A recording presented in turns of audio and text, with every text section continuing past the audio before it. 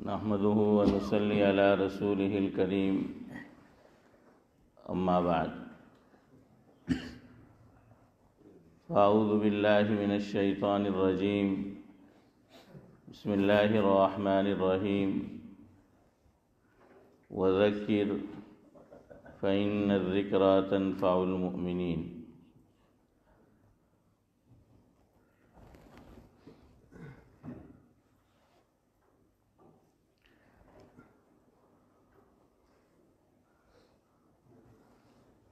خوب نام محمد ہے مومنو،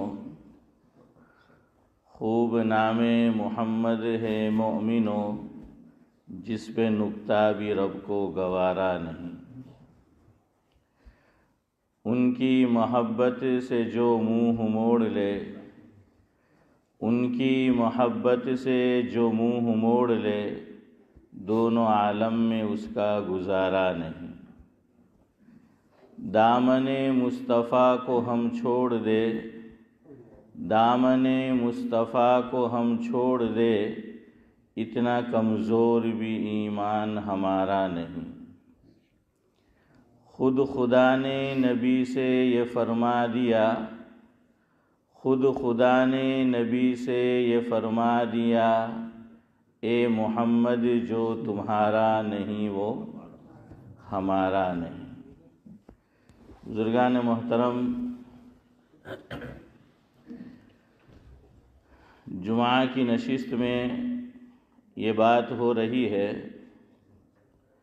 کہ پاکستان میں ہمارے ایک بزرگ ہے حضرت مولانا زاہد الراشدی صاحب دامت برکاتہم العالیہ. ان کا ملفوظ ہے جس کا خلاصہ یہ ہے کہ اس گئے گزرے دور میں ایمانی اعتبار سے کہ مسلمانوں کا ایمان ویسا اسٹرانگ نہیں ہے، یقین کی کیفیت ویسی نہیں ہے جیسی ہونی چاہیے الا ماشاء اللہ. پھر بھی مسلمان دنیا کے جس کسی خطے میں بستا ہو رہتا ہو، دو چیزوں کو مضبوطی سے تھامے ہوئے پکڑے ہوئے ہیں. اس میں وہ کمپرومائز نہیں کرتا. ایک ہے قرآن کریم سے محبت، دوسری چیز ہے صاحب قرآن کی محبت، یا یوں کہہ لیجئے کہ صاحب قرآن سے محبت، یعنی حضرت نبی کریم صلی اللہ علیہ وسلم سے عقیدت اور محبت. دراصل مجھے دوسری بات عرض کرنی ہے رمضان المبارک کے اعتبار سے. رمضان المبارک میں فضیلت کیوں آئی؟ میں پوچھ رہا ہوں آپ سے، رمضان المبارک میں فضیلت کیوں آئی؟ نزول قرآن کریم کی وجہ سے، کہ قرآن کریم کا نزول ہوا، اس کی وجہ سے رمضان المبارک کے اندر فضیلت آئی ہے. تو کچھ باتیں چونکہ رمضان المبارک کی آمد ہے تو قرآن کریم سے ذکر کرنی تھی، لیکن اس سے پہلے صاحب قرآن کا ذکر، حضرت نبی کریم صلی اللہ علیہ وسلم کا مبارک تذکرہ. اور واقعتاً بات ایسی ہی ہے کہ دینی اعتبار سے مسلمان کی حالت ویسی نہیں جیسی ہونی چاہیے، لیکن اس کے دل میں، اس کے قلب و جگر میں حضرت نبی کریم صلی اللہ علیہ وسلم کی محبت گھر کیے ہوئے ہیں، بسی ہوئی ہے. میں آپ کو چند واقعات سناتا ہوں، اور زیادہ دور کے نہیں، ماضی قریب کے واقعات، کہ دینی اعتبار سے آپ ان کی حالت دیکھیے اور حضور سے محبت دیکھیے. ایک صاحب گزرے ہیں جگر مراد آبادی، نام آپ نے سنا ہوگا. دینی اعتبار سے حالت کچھ اتنی اچھی نہیں تھی. مے نوشی خوب کرتے تھے، یعنی مے نوشی یعنی شراب نوشی، شراب پینا. شراب کے رسیا اور دل دادا تھے، دل کھول کر پیتے تھے. خود اس کا اظہار یوں کرتے ہیں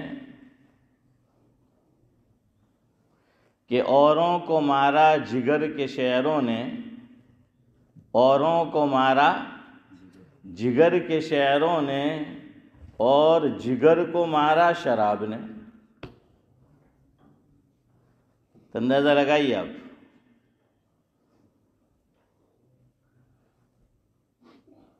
لیکن جو جوہری ہوتا ہے وہ جوہر کو جانتا ہے. ہمارے ایک بزرگ جن کا تعلق فرنگی محل سے تھا، غالباً مولانا عبد الباری رحمۃ اللہ علیہ، کسی نے جگر کی شراب نوشی کا، مئی نوشی کا ذکر کیا کہ حضرت جگر خوب شراب پیتے ہیں. تو وہ بزرگ نے، میں نے کہا نا کہ جوہری جوہر کو پہچان لیتا ہے، تو انہوں نے کہا کہ ٹھیک ہے، تمہاری بات صحیح ہے، گناہ میں مبتلا ہے، شراب پیتے ہیں. تو معنی خیز جملہ انہوں نے ارشاد فرمایا کہ دل اچھا ہے، جگر خراب ہے. نہیں سمجھے؟ وہ بھانپ لیا تھا کہ آگے کی کیا کیفیت ہونے والی ہے. جو واقعہ سنانا ہے اس سے پہلے کی یہ بات. تو کہا کہ ٹھیک ہے تم کہتے ہو، تو دل اچھا ہے، جگر خراب ہے.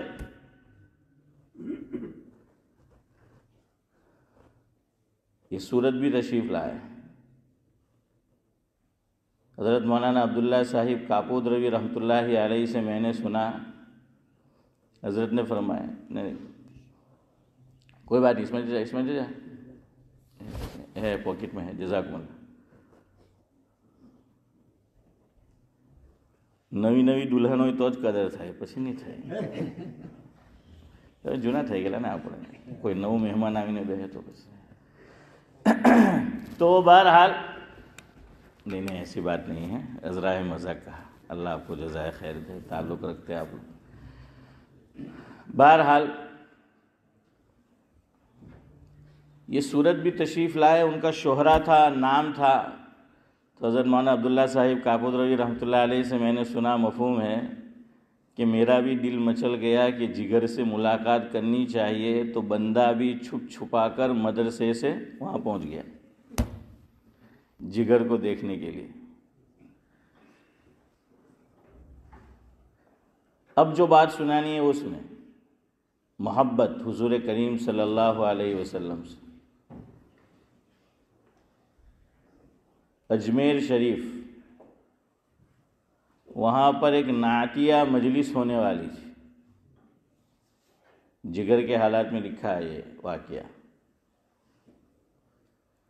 اب جو دیندار شعراء تھے، جو نعت خواں اور نعت گو تھے، تو ان کی ایک فہرست تیار کی منتظمین نے کہ فلاں کو بلایا جائے، فلاں کو بلایا جائے، فلاں کو بلایا جائے. اب نام آ گیا جگر مراد آبادی کا. جگر کا جب نام آیا تو دو جماعت ہو گئی، دو گروپ ہو گئے. بعضوں نے کہا کہ بلانا چاہیے جگر کو، اور بعضوں نے کہا کہ نہیں بلانا چاہیے. اور جو منع کیا اس کی وجہ بھی کیا؟ شراب. کہ بھئی یہ تو علل اعلان گناہ کرتے ہیں، شراب پیتے ہیں، مئی نوشی کرتے ہیں، اور یہ مبارک مجلس ہے، مبارک جگہ پر ہے، تو پھر ان کو کیسے مدعو کیا جا سکتا ہے، ان کو کیسے بلایا جا سکتا ہے؟ لہذا ان کو نہیں بلا سکتے. چونکہ دونوں طرف لوگ تھے، بات چیت ہوتی رہی.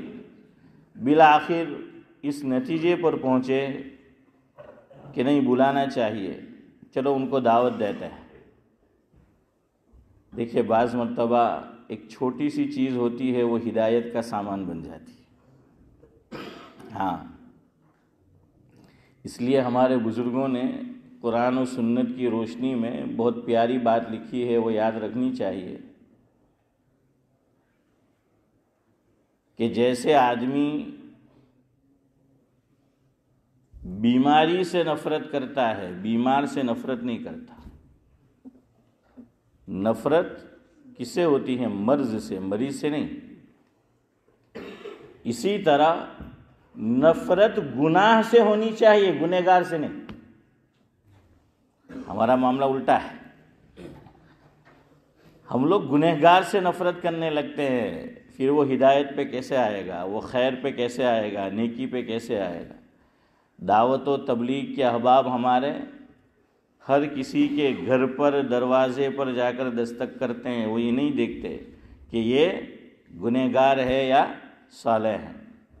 اور دیکھیے اس کا نتیجہ کہ کتنے لوگ راہ راست پر آ گئے اور آ رہے ہیں۔ کیوں؟ یہی بات حضرت جی مولانا الیاس صاحب کاندھلوی نور اللہ مرقدہ، حضرت کا ملفوظ میں نے خطیب الامت حضرت مولانا ابرار احمد صاحب جلیوی رحمۃ اللہ علیہ سے سنا، جس کا مفہوم یہ ہے، حضرت فرماتے تھے کوئی مومن ہو، چاہے نیک ہو چاہے گنہگار ہو، فرمایا مومن کی مثال ایمان کی وجہ سے ہیرے کی سی ہے۔ ہر مومن کی مثال کیسی ہے؟ ہیرا، قیمتی جو ہیرا ہوتا ہے۔ حضرت نے فرمایا کہ کوئی مومن ہو، اس کی مثال ہیرے کی سی ہے، قیمتی ہیرا۔ حضرت نے فرمایا کہ مفہوم ہے، قیمتی ہیرا اگر گندی نالی میں گر جائے تو آدمی ہیرے کو اٹھا کر صاف کرے گا، یا چونکہ وہ گندی نالی میں گر گیا تو رہنے دے گا کہ اب تو یہ گندگی اس کو لگ گئی ہے، یہ گندگی میں گر گیا ہے، چھوڑ دو اسے؟ کیا کریں گے؟ ہاں، نکال کے اس کو صاف کریں گے کہ بھائی اس کو صاف کر لیں گے۔ حضرت نے فرمایا کہ مومن چاہے گناہ میں مبتلا ہے، فاسق ہے، فاجر ہے، دین سے دور ہے، فرمایا اس کی مثال ہیرے کی سی ہے، اسے گندگی سے باہر لاؤ اور پاک کرو۔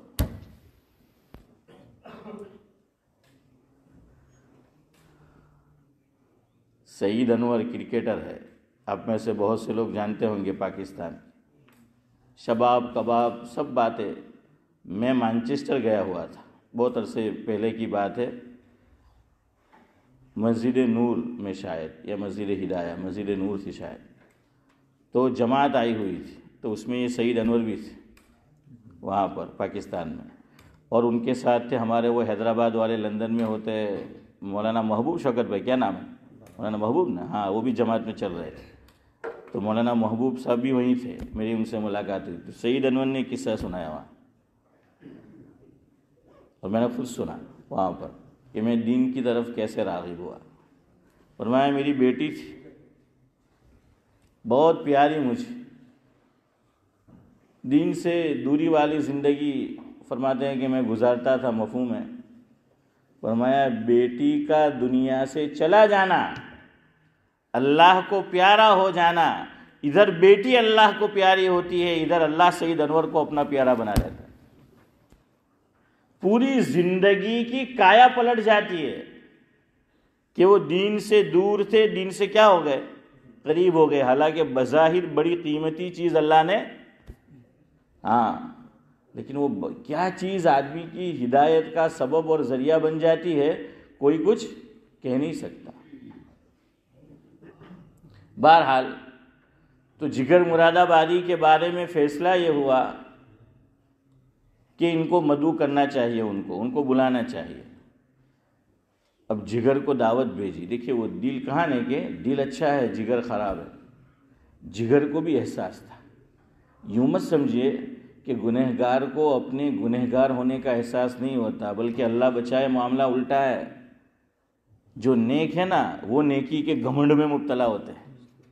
ہاں یاد رکھنا، شیطان اس لائن سے مارتا ہے، نیک لوگ نیکی کے گھمنڈ میں مبتلا ہے، اور گنہگار کو بہت سے اپنے گنہگار ہونے کا احساس ہوتا ہے، اور احساس بڑی چیز ہے، احساس نہیں ماننا چاہیے کہ وائے ناکامی متائے کارواں جاتا رہا، وائے ناکامی متائے کارواں جاتا رہا، کارواں کے دل سے احساس زیاں جاتا رہا۔ تو یہ جو نیک لوگ ہیں نا، وہ احساس زیاں جاتا رہتا ہے، شیطان چھین لیتا ہے۔ وہ سمجھتے ہیں کہ جنت تو اب ہماری ریزرو ہو چکی ہے، اور گنہگار کو سلام بھی نہیں کرتے، نفرت جو ہے وہ کرتے ہیں، ان کو حقارت کی نگاہ سے دیکھتے ہیں، اور اپنے آپ کو اعلیٰ پوزیشن میں دیکھتے ہیں۔ وہیں پر بہت سے گنہگار ایسے ہوتے ہیں کہ ہے گناہ میں، لیکن ان کو اپنے گنہگار ہونے کا احساس اندر سے اندر ہی اندر ہوتا ہے۔ تو جگر کی حالت بھی ایسی ہی تھی، شراب بے شک پیتے تھے، شراب کے رسیا تھے، دل دادا تھے، لیکن اندر ہی اندر کڑن تھی کہ ہاں میں گنہگار ہوں، مجھے یہ چیز چھوڑ دینی چاہیے، مجھے نہیں پینی چاہیے، لیکن کنٹرول نہیں کر پاتے تھے۔ جیسے بہت سے لوگ ہیں کہ بیڑی اور سگریٹ پیتے ہیں، تو ان کو بھی احساس ہوتا ہے کہ بھائی یہ چھوڑ دینی چاہیے، لیکن ہائے کم بخت چھوٹتی نہیں منہ کو لگی ہوئی ہے، ویسی جو ہے وہ حالت ہوتی ہے کہ آدمی چھوڑنا چاہتا ہے لیکن چھوڑ نہیں پاتا۔ ابھی رمضان آ رہا ہے، بہت سے لوگ نیت کریں گے کہ ویسے بھی پورا دن تو ہم پی نہیں سکتے، چند گھنٹے چلو سگریٹ چھوڑ دیں گے، لیکن کیا چھوڑیں گے؟ مغرب سے پہلے 5-7 منٹ ملتی ہے، اس میں دم مار کے آ جاتے ہیں، ہاں اس میں دم مار کے آ جاتے ہیں۔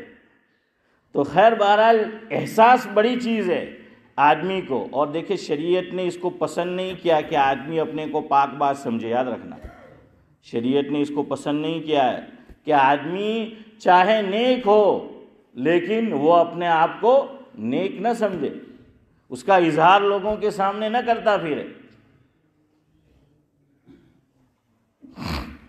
قرآن میں اللہ نے فرمایا کہ اللہ جانتا ہے کون زیادہ پاک باز ہے، کون نیک ہے، وہ اللہ ہی کو معلوم ہے۔ اب جگر کو دعوت پہنچی، نعتیہ جو مجلس ہونے والی تھی اجمیر شریف میں،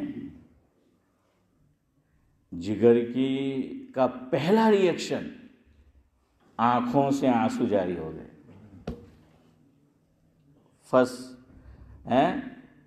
اول جو ان کا ری ایکشن تھا وہ یہ تھا، آنکھوں سے جاری ہو گئے آنسو، اور کہنے لگے مجھ جیسا سیاہ کار، بدکار، گنہگار، رند، مینوش، اور میں آقا کی نعت پڑھوں، اور میں ایسی مبارک مجلس میں میں شرکت کروں؟ نہیں نہیں نہیں، وہ تو اس مجلس پہ دھبا ہے، جگر کیسے شرکت کر سکتا ہے؟ جگر شرکت نہیں کر سکتا، وہ تو مینوش ہے، وہ تو شراب نوش ہے۔ انکار کر دیا کہ نہیں نہیں نہیں، میں اس قابل نہیں ہوں، میں تو نہیں آ سکتا۔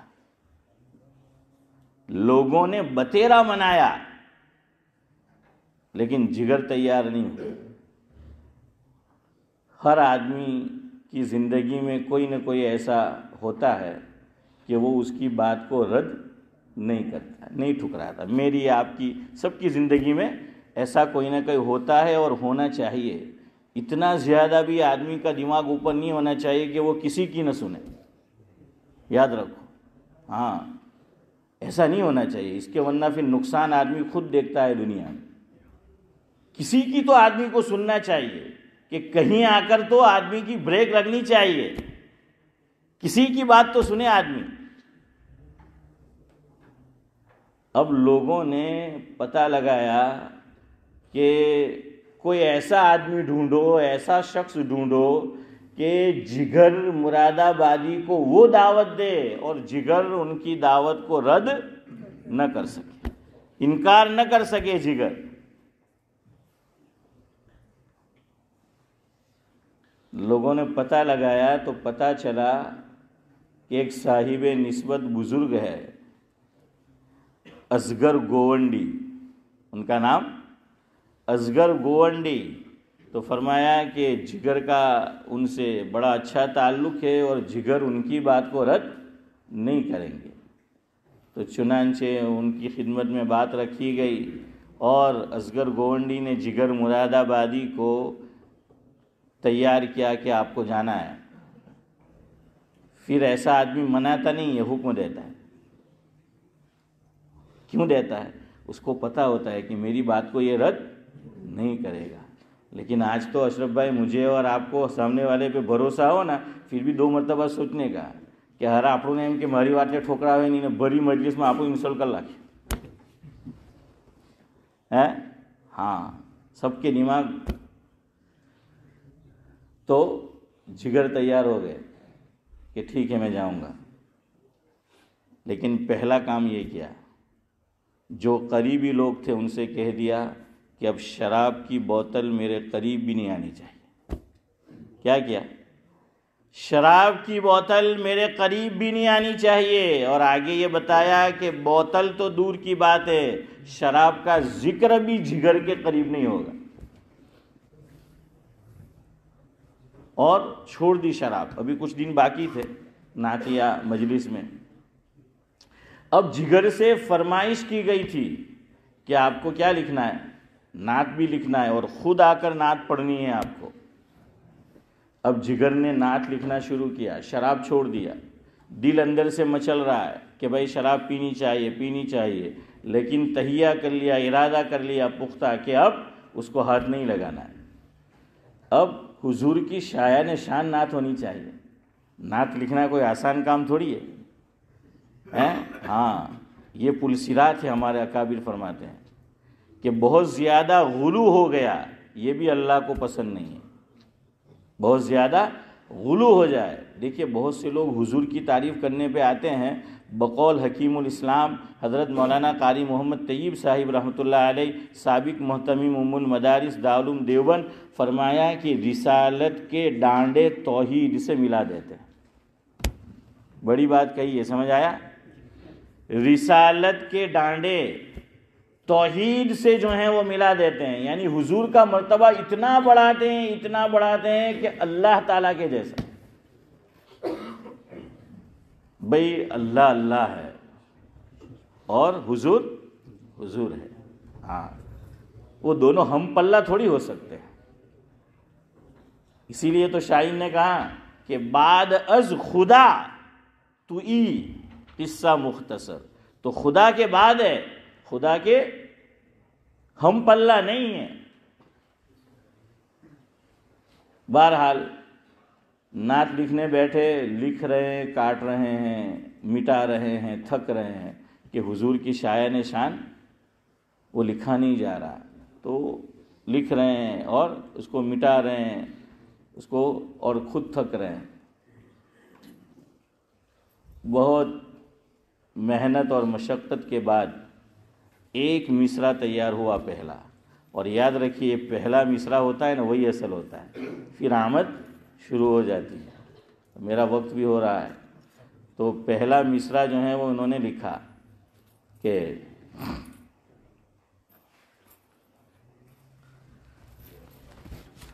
اول مصرع جو انہوں نے تخلیق کیا وہ یہ تھا، جو لکھا انہوں نے،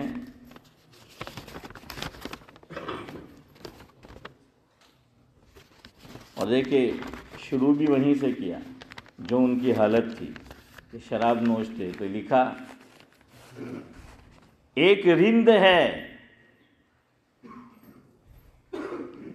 بھائی دوران بیان گفتگو نہ کرے تو اچھا ہے، پھر آپ کو دیکھ کر دوسرے بھی لوگ گفتگو کریں گے، ضروری ہے تو کر لینی چاہیے، مستقل نہیں کرنی چاہیے، پھر اس سے ماحول بگڑتا ہے، دوسرے لوگ بھی کرتے ہیں، ضروری گفتگو ہے تو باہر چلے جائے۔ تو انہوں نے پہلا مصرع جو ہے وہ لکھا، ایک رند ہے اور مدحت سلطان مدینہ، رند یعنی شراب نوش، مدح حضور کی، کہ ایک رند ہے اور مدحت سلطان مدینہ، ہاں کوئی نظر رحمت سلطان مدینہ۔ جگر نے جب یہ پہلا مصرع پڑھا خود بھی روئے اور پورے مجمع کو رلا دیا۔ وہ ان کی ایک کیفیت تھی، درد دل سے جو ہے وہ انہوں نے پڑھا تھا، خیر وقت ہو گیا ہے. مجھے بتانا یہ تھا اس میں صرف کہ اور بھی اس کے جو ہیں میں نے کچھ حصہ لکھا تھا لیکن وقت نہیں ہے کہ حضور کی محبت اس گئے گزرے دور میں ایمانی حالت ہم سب کو معلوم ہے، لیکن مسلمان دو چیزوں کو تھامے ہوئے ہیں، ایک قرآن کریم کی محبت اور دوسرے حضرت نبی کریم صلی اللہ علیہ وسلم کی محبت. اللہ تبارک و تعالی میرا اور آپ کا رشتہ ان دونوں سے مضبوط تر بنائے. سبحان اللہ و بحمدہ، سبحانک اللہم و بحمدک، نشہد ان لا الہ الا انت نستغفرک.